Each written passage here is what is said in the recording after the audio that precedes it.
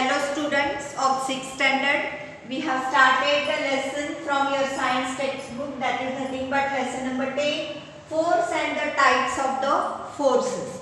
Here first we came to know what is force. That if a particular thing is said to be in motion, that means that object is applied by an force, that we have known. There are types of the forces. See, there are types of the forces. First, there are, you can see 6 types of the forces. They are nothing but muscular force, mechanical force, gravitational force, frictional force, electrostatic force and combined force.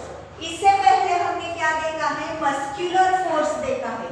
Muscular force यानी क्या होता है बच्चों? ये एक movement होती है जहां बोन्स और मसल्स इस मूवमेंट को क्या करते हैं? हेल्प करते हैं.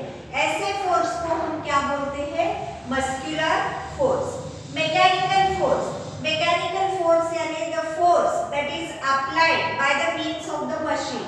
यानी ये फोर्स जो होता है वो हमें मशीन से अप्लाई किया हुआ जाता है. ग्रेविटेशनल फोर्स, ये फोर्स अप्लाई किया जाता है अर्थ के तरफ से, या वो क्या करता है? अपनी तरफ ऑब्जेक्ट्स को पुल करता है.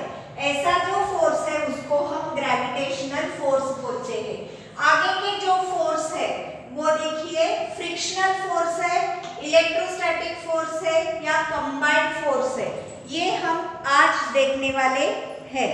तो देखिए इसमें क्या हमने देखा कि अगर इससे पहले और हमने क्या देखा है? अगर कोई भी वस्तु अगर हेवी हो तो उसे पुल करने के लिए या उसे लिफ्ट करने के लिए हमें ज़्यादा ताकत लगती है या ज़्यादा फोर्स हमें लगता है, और जो कम वेट की हो तो उसे हमें फोर्स कम अप्लाई किया जाता है.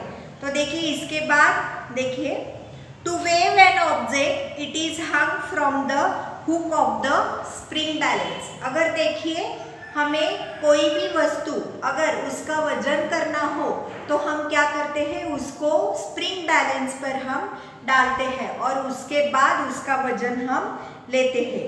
The suspended object is pulled downwards by the force of the gravity. यहाँ देखिए ये जो वस्तु होती है उसको नीचे से ग्रेविटेशनल फोर्स उस पर एक्ट होता है. इसी कारण ये वस्तु जो होती है वो ग्राउंड की तरफ खींची हुई हमें नजर आती है. At the same time the force of the tension in the spring constantly pulls the object upward. यानी क्या किया जाता है? देखिए जो टेंशन है स्प्रिंग में, ग्रेविटेशनल फोर्स उसे नीचे खींचता है और जो स्प्रिंग में टेंशन है वो उस वस्तु को ऊपर खींचता है. Objects comes to rest when the tension in the spring and the gravitational force of the object becomes equal. देखिए ये स्प्रिंग बैलेंस जो है वो स्थिर कब होता है या रेस्ट को कब आता है? जब ये टेंशन, स्ट्रिंग का टेंशन या ग्रेविटेशनल फोर्स जो इक्वल होते हैं तभी वो एक जैसा हमें दिखाई देता है, एट रेस्ट हमें दिखाई देता है. In this position, the scale on the spring balance shows the gravitational force acting on the object, which is weight of the object. यानी यहाँ हमें क्या दिखाई देता है कि इसके कारण ग्रेविटेशनल फोर्स और ये टेंशन एक इक्वल होने के कारण हमें इस वस्तु की वेट जो है वो मालूमात होती है.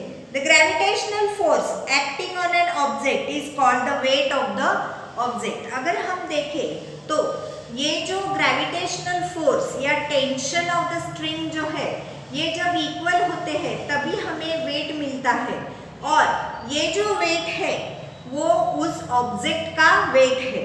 देखिए gravitational force operates between the sun and the planets in the solar system. अगर हम सोलर सिस्टम में देखें तो सन मिडल में होता है और प्लैनेट सब उसके बाजू से रिवॉल्व करते हैं, तो रोटेट करते हैं. तो ये जो प्लैनेट्स है जो रिवॉल्व करते हैं सन के राउंड, तो क्या होता है? देखिए उसके उसके यहाँ भी ग्रेविटी होती है। Gravity operates between the planet और you can say between the sun. Sun और प्लैनेट में क्या होता है, ग्रेविटी होती है। इसीलिए ये एक बाजू से हमें फिरता हुआ दिखाई देता है। वैसे ही सैटेलाइट जो है, सैटेलाइट भी हमें प्लैनेट्स एंड सैटेलाइट्स फॉल क्यों नहीं होते, जब वो रोटेट होते हैं तब उनका कोई आधार नहीं होता, जब वो रिवॉल्व होते हैं उनका कोई आधार नहीं होता, तो वो कैसे नहीं गिरते, तो उनके बीच में ग्रेविटेशनल फोर्स होता है। नेक्स्ट देखिए फ्रिक्शनल फोर्स। हमें देखिए यहाँ क्या दिया गया है, एक कैरम बोर्ड दिया गया है। अगर हम देखें तो कैरम बोर्ड पर हम क्या करते हैं, पीसेस रखते हैं और उस पीसेस को हम स्ट्राइकर से ढकेलते हैं। तो देखिए अगर हम इस पर बॉल रखें तो क्या होता है, बॉल रोटेट किया या रोलिंग किया हुआ हमें दिखाई देता है।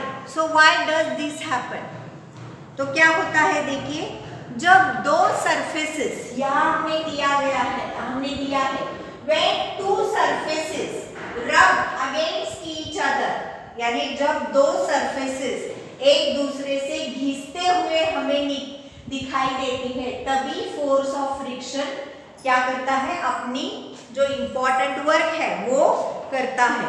देखिए when a brake is applied while riding a bicycle, it stops after running a short distance. How does the brake work? Between which parts is the friction produced? Then if you see, whenever there is a, you can say bicycle, we are riding the bicycle, what happens?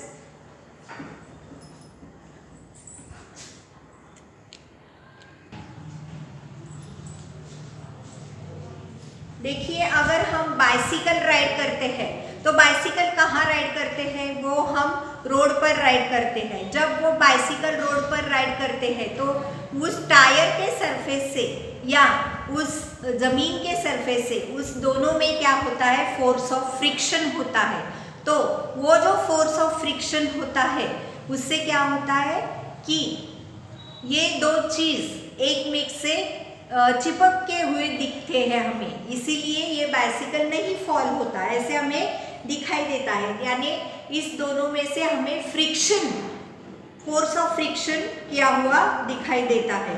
Two pieces of a smooth paper and two of a sand paper and रब them against each other, what do you notice?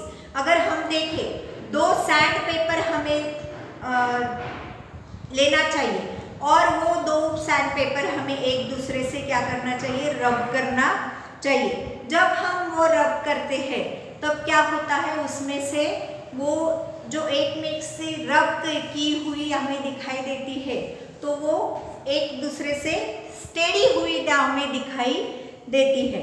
The smooth surface can easily B रब। अगर हम देखें तो smooth surface जो है वो हम इजीली रब कर सकते हैं, लेकिन जो थोड़ा रफ सरफेस है उस रफ सरफेस को हम अच्छी तरह नहीं क्या कर सकते, रब कर सकते हैं। तो देखिए जो यहाँ दिखाई देता है यानी फ्रिक्शनल फोर्स जो है वो रफ सरफेस में ही हमें प्ले किया हुआ दिखाई देता है। It is possible to walk on the, you can say road, we are walking on the road. This is because there is a force of friction between our feet and between our ground.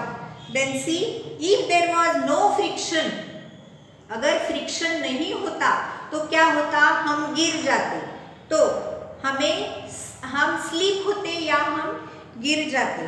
तो इसीलिए हमें क्या करना चाहिए कि हम जो walk करते हैं वो अच्छी तरह हमें वॉक करना चाहिए। Wooden plank laid down for pulling out a car which is stuck in the mud. देखा क्या किया जाता है, अगर एक कार मड में स्टक हुई है तो उसे निकालने के लिए हम क्या करते हैं, वुडन प्लैंक का इस्तेमाल करते हैं। The force of friction is generated between the wheel and the wooden plank. Plank. यहाँ क्या होता है देखिए, यहाँ फोर्स ऑफ फ्रिक्शन जो है वो पैदा होता है। और कैसे पैदा होता है कि इसमें जो वुडन प्लैंक है, वुडन प्लैंक और जो कार है उसके टायर में एक फ्रिक्शनल फोर्स तैयार होता है।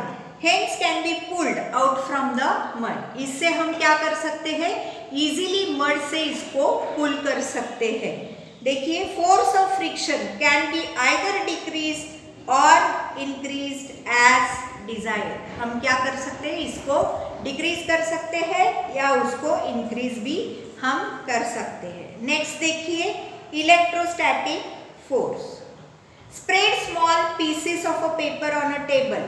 Rub a piece of a thermocol or a inflated balloon against the silk cloth and bring it near the papers. यहाँ हमें क्या करना है, टेबल के ऊपर हमें पेपर्स फैलाना है या और हमें क्या करना है, थर्माकोल या बलून हमें क्या करना है, सिल्क क्लॉथ से हमें रब करना है या और ये वस्तु हमें एक दूसरे के नज़दीक लाना है। तो हमें क्या दिखाई पड़ता है कि ये पेपर्स जो है वो बलून या थर्माकोल को चिपक जाते हैं। तो देखिए, अगर हम प्लास्टिक को अपने हेयर्स को रब करें और वो कोम अगर हम इस पीसेस के नज़दीक लाए तो भी ये क्या होते हैं, अट्रैक्ट होते हैं। तो rub a peacock feather piece 2 pages of a notebook and bring it near your finger. वो क्या किया जाता है, जो फीदर है, पीकॉक फीदर है, उसको नोटबुक में हम रब किए जाते हैं, रब करते हैं और उसके बाद फिंगर्स के, bring near your fingers, fingers के नज़दीक हम उसको लाते हैं। तो देखिए, इन एक्टिविटीज़ में हम क्या देखते हैं, पेपर, हेयर और peacock feather, they start to move और they start to get attracted towards the other object. That means they are charged. Next is see their combined forces. While action is taking place, whenever there is a action taking place, various types of forces act on the object in question. You might have seen a roller coaster or the juggling of a snail boat on the seashore.